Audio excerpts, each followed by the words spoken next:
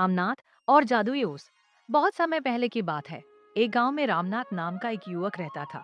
वह एक अमीर जमींदार का बेटा था, लेकिन उसे मेहनत और काम करना पसंद नहीं था। उसका मानना था कि समझदार लोग मेहनत नहीं करते, बल्कि किसी शॉर्टकट से अमीर बन जाते हैं। इसी सोच के कारण उसको ये विश्वास हो गया कि जरूर दुनिया में कोई न कोई जादुई तरीका होगा, जिससे किसी भी धातु को सोने में बदला जा सके। वह दिन रात इसी कल्पना में डूबा रहता और सपने देखता कि एक दिन उसे ऐसा जादू मिल जाएगा और उसे कभी काम नहीं करना पड़ेगा। इस भ्रम में वह अपना समय और धन दोनों गंवाने लगा। धीरे धीरे उसकी जमा पूंजी खत्म होने लगी। तभी उसे एक प्रसिद्ध साधु के बारे में पता लगा, जिनके पास हर समस्या का समाधान माना जाता था। एक दिन रामनाथ साधु की कुटिया पर पहुंचा। साधु ने शांति से उसकी बात सुनी और मुस्कुराकर कहा कि सचमुच एक जादुई ओस होती है, जो धातु को सोने में बदल सकती है। यह सुनते ही रामनाथ की आंखों में चमक आ गई। उसने तुरंत उस ओस को पाने की इच्छा जाहिर कर दी। साधु ने कहा कि उस ओस को पाना आसान नहीं है। उसके लिए तुम्हें अपने हाथों से 5 लाख केले के पेड़ लगाने होंगे और सर्दियों की सुबह में जब पत्तों पर ओस जमे तब हर बूंद खुद इकट्ठा करनी होगी।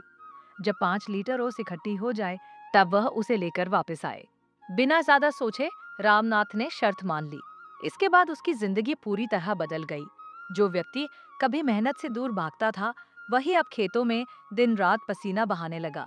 धूप, बारिश और ठंडी सर्दियां, सब कुछ उसने सहा। हर सर्द सुबह वह पत्तों से ओस की बूंदें इकट्ठा करता और खुद को लक्ष्य की ओर बढ़ता हुआ समझता। इस कठिन परिश्रम में पूरे 6 साल लग गए। आखिरकार जब 5 लीटर ओस पूरी हो गई, तो वो खुशी खुशी साधु के पास पहुंचा। साधु ने ओस को तांबे के बर्तन पर डाला, लेकिन कोई चमत्कार नहीं हुआ। धातु वैसी ही रही। ये देख रामनाथ टूट गया। उसे लगा कि उसकी 6 साल की मेहनत बेकार चली गई। वह रो पड़ा और साधु से बोला, आपने मुझसे झूठ बोला, मेरी 6 साल की मेहनत बेकार गई। तभी साधु ने रामनाथ की पत्नी को बुलाया और उसे संदूक लाने को कहा। जब संदूक खुला तो उसमें सोने के सिक्के भरे थे। रामनाथ हैरान रह गया।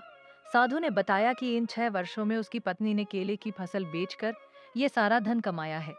साधु ने कहा कि असली जादू किसी ओस में नहीं था, बल्कि वे रामनाथ की मेहनत के पसीने में था, जिसने बंजर जमीन को सोने में बदल दिया।